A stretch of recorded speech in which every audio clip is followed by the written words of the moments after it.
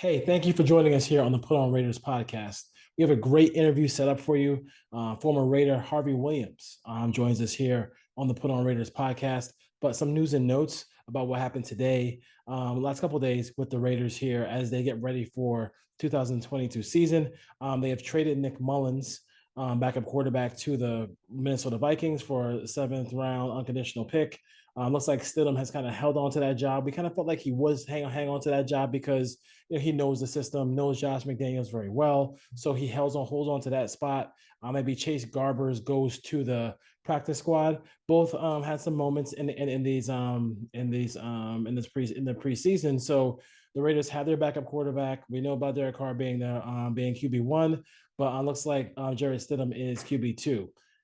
One of the most, maybe the most controversial trades or acquisitions that the Raiders made under John Gruden was the contract, not the players so much, but the contract of Kenyon Drake. That contract was kind of an albatross for the Raiders. And with all the influx of young, talented running backs, the new regime with Ziegler and McDaniels said, we just got to cut him. And I can't say I fault him. He had some heartfelt, thank yous to Raider Nation for Kenyon Drake. I think Kenyon Drake is a talented player. I think he'll find somewhere and be a solid contributor. He was a good dude. He came back from a horrific injury last year, so I got to give him a lot of credit for that. It's too bad that they couldn't find a spot for him, but let's be honest, it's a numbers game and it's a contract game. When you have, Brandon Bolden, you have Josh Jacobs, you have Brenton Brown, who shows some stuff as well, and you have Zamir White on this team. It's just gonna be a tough spot for him to be part of the Raiders in the silver and black this year. So the Raiders trade Jarrett Stidham.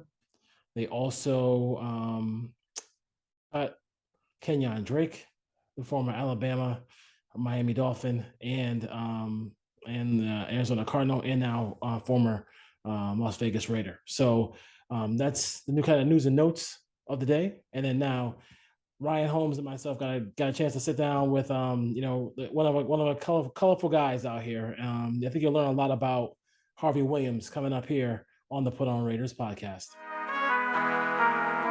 Welcome to the Put On Waivers Media Group, home of the Put On Raiders podcast and the Student Body Right podcast. This is your place for the best breakdowns and the best insight for those who fight on and bleed silver and black. Now, here are your hosts, Dwayne Douglas and Ryan Holmes.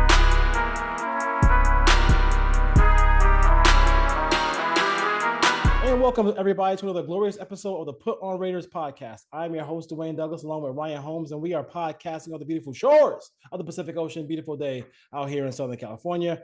RTPOW podcast is my Twitter handle, and RHLLM is 22. a theme out here on this show today. Is Ryan Holmes. Ryan, how you doing today? I'm doing good. How you doing? And you see, usually it's 2 boxes on the screen if you're watching on YouTube, and now it's 3. And we have a special guest on our show, Harvey Williams, former Raider, former Tiger, and some team in the middle. We won't talk about them.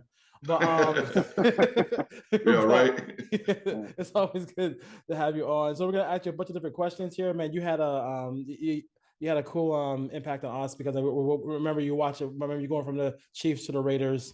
So we'll kind of go over that a little bit. But first, I want to ask you this too, because we have a lot of people who living in California, Southern California. There's a lot of high school players trying to make that transition to pro ball, all those things like that. What was your transition like going from high school to everybody knows LSU, boom, like that is like one of the top 5 places to go play college football. What was that like for you?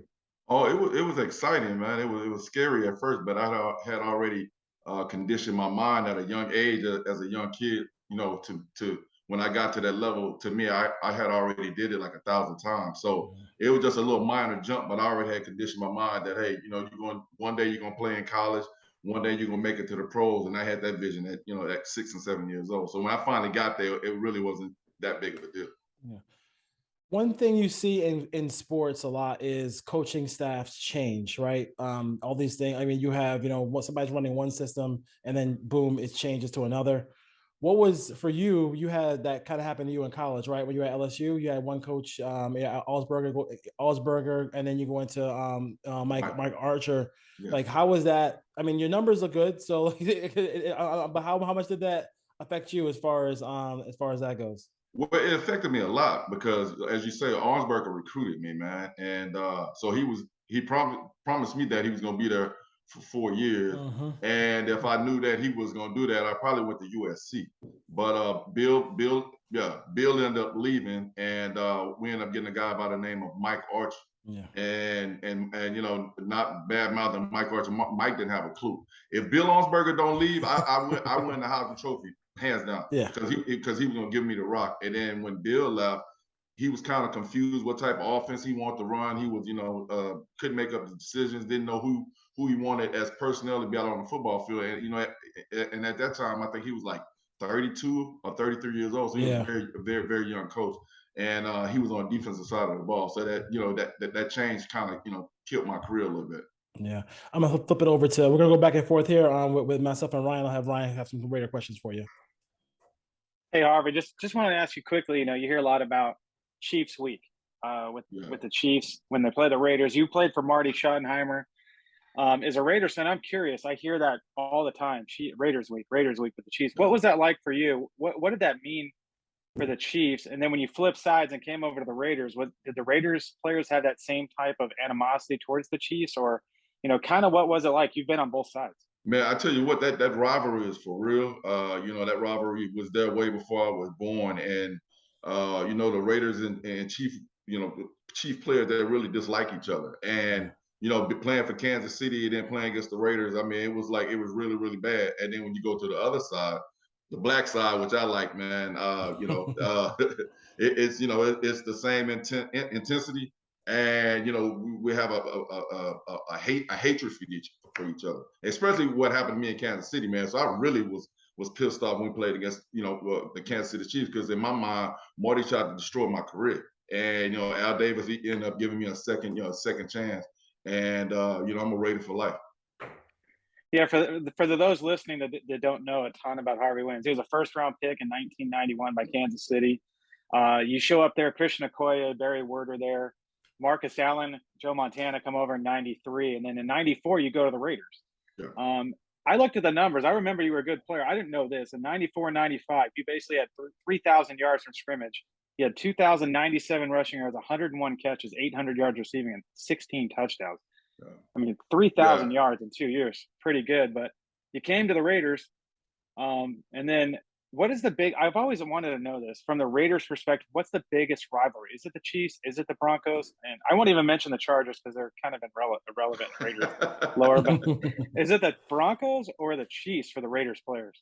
The Raiders hate the Broncos, but I would have to give the edge to the Chiefs because of the tradition, and Al really couldn't, he hated Kansas City with a passion, man, and so I'd have to give that edge to Kansas City. Okay, what was it like? So you played for the LA Raiders in '94, and then they went back to Oakland in '95. How was that tradition or transition as a player, and what was it like to go through that, relocated? Man, when I first got to LA, man, I'm Hollywood. I mean, I'm from Hempstead, Texas, but I'm a California dude. When I first got there, I was living on the beach, and when they said that we were moving back to Oakland, man, I almost had a stroke. I couldn't believe it, and I was pissed off because I was leaving the beach to go to Oakland. No disrespect to Oakland, but it's nothing like Southern California, man. So I really missed it, and I just. That year we were like in '95, I think we were like at 8-1 at one time. And just if you really think about it, man, it's almost like we had 16 away games. And I think if we would have been settled in LA instead of going back and forth, because we were still living in Los Angeles, going back and forth to Oakland. I think if we could have just been stabilized in LA that year, I think we could have made a big run in the playoffs. I really do, because we were all over the place at that time. Yeah, that was Mike White's first year, right? 95. Yeah, it was Mike White's first year. And my thing was, and I love Arshell, man. I think when they got rid of Art, I think that really killed the whole football team, man. But Mike went in and tried to do the best he could do But I think just by getting rid of Orshell, that hurt our football team. Yeah, and then you played for Mike White for 2 years. Then it was Joe Bugle. Jeff George came over, and then you were there for Gruden's first year, right? I Yes. believe as Yeah. well. So 4 Yeah. coaches and in 5 years, but you did score 4 touchdowns in '97 against the Chargers. I remember that game as well. Yeah, So yeah, that was kind of an experiment, man, because I think we end up taking Ricky Dudley as tight end, and Al, he called me in his office. I need you to do me a big favor, and I'm like, what is that? He said, well, I want to move you to play tight end, and what we're gonna try to do is do like a 2-set, have me like a hybrid, so I can get one-on-one with the linebackers and end up. And the only time we did that was in the Charger game, where I was in the backfield, I was out in the slot, I was playing tight end, I was playing fullback, and all we was trying to do get matchups, and that's how I ended up scoring 4 touchdowns. I should have scored 5 in that game. I ended up dropping one, walking to the end zone. Yeah, 4 touchdowns. You played a little fullback, I think, when Kaufman got there. You and Derek Finner, I believe, were in the backfield. But yeah, versatility. I was surprised that you were listed at 6'2", 226. I don't remember you being that heavy, but I guess you were. But you were a big physical guy. You could run, you could catch, you could do a lot of things. And I'm happy to have you on the show. Like I said, there's a lot of younger Raider fans that don't remember the mid '90s. I was in high school in the mid '90s, so I definitely remember. You make me feel like I'm 80 years old, man. Yeah. The last thing I saw, and I read this, is it true that you kind of gave Gruden the Chucky nickname? There was an audible, you went the wrong way, and he scowled at the TV, and that's where it all started? Yeah, well, I didn't go the wrong way because, it happened in practice. It wasn't in a game. Okay. And, when he first got there, he used to make all these expressions and different things that I thought was weird. And he looked at a mix between, you remember Linda Blair and the Exorcist? Yes. And Chucky, and I said, man, you making all these faces, man. You look just like that ugly ass dog, Chucky. And everybody started laughing, and it stuck. And then next thing I know, they making dolls and different things like that. But Gruden was a cool dude, man. And it's sad what happened to him last year because when they start talking about racists and all that stuff, he wasn't anything like that. I didn't experience that with him. He was a good guy. He really was. Yeah, and the saying, once a Raider, always a Raider. My last question for you: have you been to the new stadium? Have you been to Vegas? Have you seen it yet? No, we're going Wednesday. I'll be there Wednesday. They fly us out Wednesday morning, and I get a chance. We were supposed to went there last year, and my wife's son, her oldest brother, ended up dying of COVID, man. Right the day we was getting ready to leave, man. So that's just, it was traumatic, and she's still dealing with that right now. So it's been a year later, so we're getting ready to go out here on Wednesday morning. Yeah, you'll enjoy it. I'm a season ticket holder. I just did the tour last month. I was out there getting ready for the home opener, but it's a great environment. It's a great stadium, and I'm glad the Raiders have a place to call home. Yeah, I'm looking forward to that. And I know Al, before he died, he wanted to get a new stadium in the Super Bowl, man. So I know he's, looking down from heaven. I know he's pretty impressed with his new stadium because it looks just like him. It does. I would say, like, so when you go, if you ever get a chance to go to the stadium on a game day, there is a bridge that you kind of they close off and everybody walks towards the stadium. All you see is just a sea of people with silver and black jerseys on. It is amazing. I went last year for the Bengals game, and it was crazy. Talking about, I was thinking about the same things that Ryan was talking about. So like when you watch today's football, I know we kind of reminisce a little bit. If we can go back and get Michael J. Fox, get you in the DeLorean, and you can play now. Like you must sit back and say to yourself, dude, I would thrive in this with your hand, with the way you come out of the backfield and the matchup nightmare stuff you could do against linebackers. You would love to play on that international football this year and these days, right? Yeah, man, I love watching what they're doing right now, man. Yeah, I would thrive in that type of offense. Get me out the backfield. My game was a little bit between Eric Dickerson and Marcus Allen, man. And Marcus is one of my idols, and I tried to emulate him as far as catching the ball and running routes and different things in the hole. The way he used to do a little shake and try to accelerate. I was a whole lot faster than Marcus, but I just love the way Marcus played, man. So I like that young kid from New Orleans, Kamara. I like his game because his game kind of looked like what I was, how I played back in the day. So yeah, it's very interesting to see how they slinging the ball around now. When you watch the draft now, everybody says you were a first round pick as a running back. Mhm. Everybody says the most, oh, you can't take a running back in the first round, all this stuff like that. You see all these teams who barely even have fullbacks now, right? So how do you kind of look at the game now as far as like that goes? I mean, you were a first round running back, and people are saying now in this game, this day and age, that you're kind of silly for taking a running back in the first round. Well, I mean, I'm a running back at heart, man. My thing is, if the guy, if he checks all the boxes as far as pass blocking and that's a every down back, and he don't have to come off the field. I mean, yeah, you should spend a first round pick on a running back. I know they, mostly playing like a two set. You got two running backs and different things like that. But it's gonna come back a time where running backs will start going back in the first round. I really do believe that. The best head coach you played for, not to play, the guy who you could, you just really, was it Arnsberger because he recruited you? Who's the best coach you played for? We talking about college and pros? Yeah, just in general. Man, it would have to be probably Art Shell. I love the Art, man, and just the way he, the way the team loved him. His players wanted to come out and play for him. Art was more of a balance. I think he didn't have the right assistant coaches with him, at the time I was there. And then we got a lot of guys on that, on that O-line got banged up in 94 and 95, man. And, Malsbar got hurt and Perry got hurt in 1994. And I really thought we had a good team back in 1994 and could have made a run. And then, Hostetler got hurt, in 95. And we just had a lot of injuries going on, man. But we really had a really good, football team with Tim Brown and Jet and Rocket and those guys like that, man. That was an exciting team. I can't believe we didn't make it to the playoff. So, yeah. So this channel is USC football and Raiders. So when I heard you say we almost came to the student body, I was like, oh man, that'd have been quite a sight.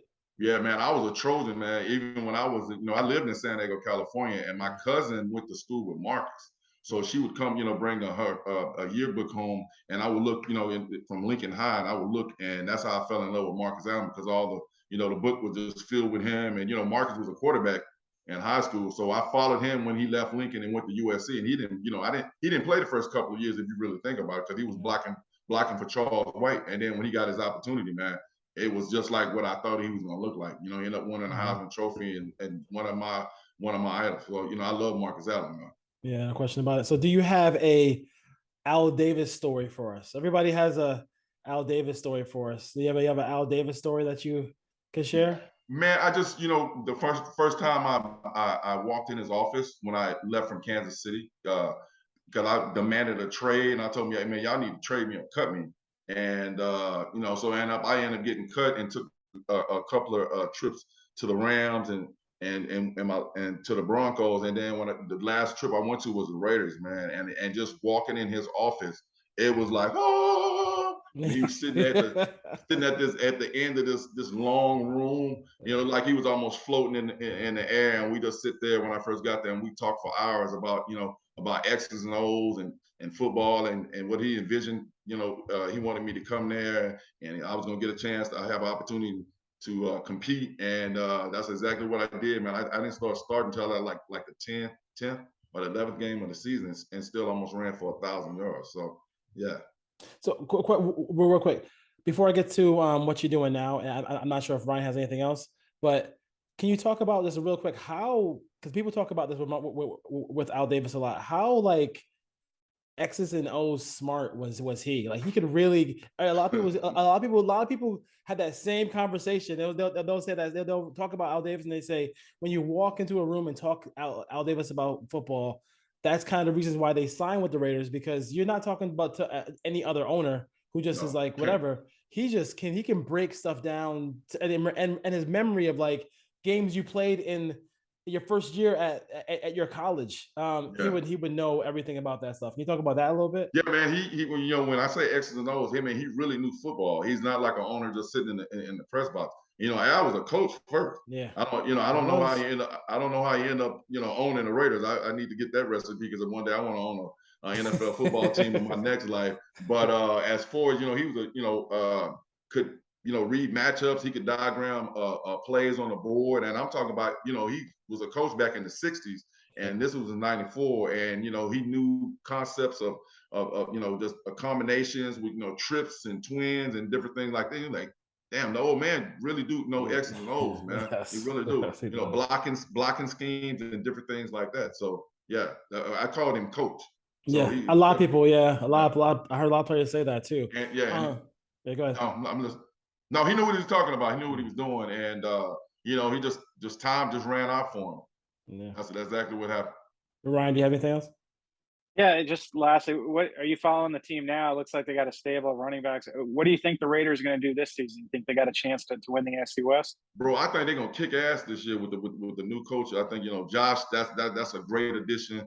And and Devontae is, man, I done had this dude on my fantasy football for the last 2 years. So so if I get if I get number 3 or number 4, in the first round, I'm definitely gonna try to get Devontae. So I'm looking for the Raiders to have a big season this year. I think they're gonna go to the Super Bowl, and I'm just not just talking. I think they have a really good chance of going to the Super Bowl this year. So we'll see and let the dice roll and let's get it.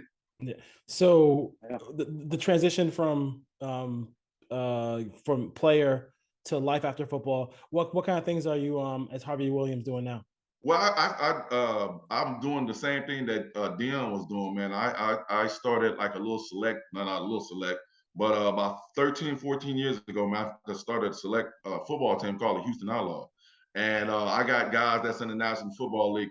Kenyon Green, the first round pick for the Texans. Those are one of my kids. Brevion Roy, that's starting for the Carolina Nose Guard.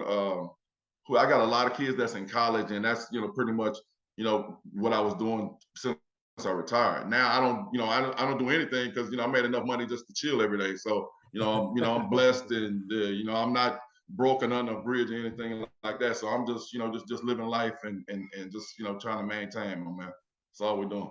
Cool. Ryan, good? No, I'm good. Thanks for coming on, Harvey. Listen, Harvey, man. Hey, it's been a pleasure, guys. Dwayne, appreciate it, man. Anytime you guys want to get me back on, Ryan, y'all let me know, man. I'll be happy to to do that. I appreciate it. Thank you so much. No problem. We appreciate the time, man. Appreciate watching you. Football's a tough game, and you played your heart out for the Raiders, so we appreciate that, man.